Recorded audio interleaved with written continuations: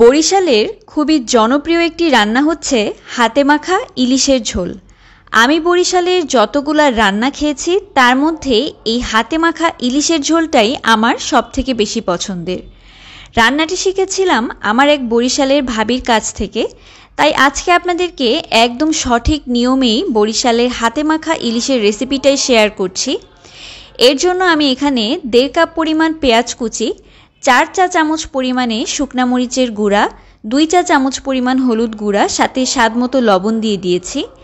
4 table চামচ পরিমাণ দিয়ে দিচ্ছি পেঁয়াজের বাটা, আর দিয়ে দিব বেশ খানিকটা সরিষার তেল।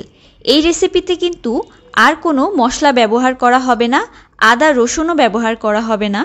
এখন সব কিছুকে খুব ভালোভাবে হাত দিয়ে মেখে নিতে হবে যেন পেঁয়াজটা একদম নরম হয়ে যায় আর পেঁয়াজ থেকে বেশ খানিকটা পানিও বের হয়ে আসে। এই রেসিপির মেইন পার্ট হচ্ছে এইটাই। আপনারা যত ভালোভাবে এই মশলাটাকে পেঁয়াজের সাথে মাখতে পারবেন, রেসিপির স্বাদ কিন্তু ততই বাড়বে। সো এখন আমি দিয়ে দিচ্ছি এখানে ইলিশ মাছ। একটা মিডিয়াম সাইজের ইলিশ মাছের মাথা আর লেজটা বাদে পুরা আমি নিয়ে নিয়েছি। এখন এই ইলিশ মাছের টুকরাগুলোকে মশলার সাথে খুব ভালোভাবে মেখে নিতে হবে যেন মাছের গায়ে মশলাটা ভালোভাবে লেগে যায়, কারণ পরবর্তীতে আমি মাছটাকে কিন্তু হালকা একটু তেলে ভাজবো।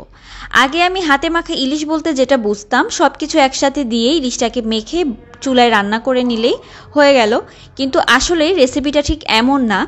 আপনাদেরকে আমি আজকে যে পদ্ধতিতে দেখাচ্ছি, আসলে সঠিকভাবে হাতে মাখা ইলিশ রান্নাটা এভাবেই করে, আর আপনারা এভাবে রান্না করে দেখবেন এর স্বাদ একেবারেই অন্যরকম। দিয়ে দিচ্ছি সামান্য পরিমাণ একটু সরিষার তেল। এইবার এই তেলের মধ্যে আমি এখানে ইলিশ মাছের পিসগুলোকে ভেজে নিব একদম হালকা করে, জাস্ট হালকা করে একটু দুই সাইডে রং আসলেই আপনাদের ভাজা কিন্তু হয়ে যাবে। ভাজা হয়ে গেলে আমি এখানে আগে থেকে যে পেঁয়াজটাকে মশলার সাথে মেখে রেখেছিলাম, সেই মশলা মাখানো পেঁয়াজটাকে উপর থেকে ঠিক এইভাবে ছড়িয়ে দিতে হবে। পর্যায়ক্রমে এভাবে উপর থেকে দিয়ে দিবেন, আর ইলিশ মাছটাকে কিন্তু নাড়াচাড়া করা যাবে না। ইলিশ মাছটা এরকম নিচেই থাকবে আর পেঁয়াজটা থাকবে উপরের দিকে।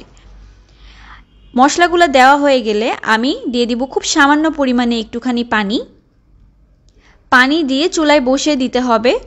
প্রায় কিছুক্ষণ রান্নার পরে যখন দেখবেন প্রায় অনেকটা পানি উঠে গিয়েছে, তখন এভাবে আলতো করে একটু নেড়ে দিতে পারেন। না চাইলে আপনারা জাস্ট একটুখানি হাঁড়িটা ধরে ঝাঁকিয়ে নাড়িয়ে নিলেই হবে। প্রায় অনেকক্ষণ রান্না করার পরে আমি এখানে দিয়ে দিচ্ছি কাঁচামরিচ এবং লাল মরিচ। লাল মরিচ বলতে পাকা কাঁচামরিচ যেটা, সেটাই দেখতে সুন্দর হওয়ার জন্য দিয়েছি। আপনারা চাইলে এখানে শুধু কাঁচামরিচও দিতে পারেন। সো আমার হাতে মাখা বরিশালের ইলিশ ভুনা কিন্তু একদমই রেডি, আর এটা খেতে অনেক বেশি টেস্টি হয়। বরিশালের রান্না বলে কথা, টেস্ট তো হবেই। আশা করি রেসিপিটি আপনাদের অনেক ভালো লেগেছে। আল্লাহ হাফেজ।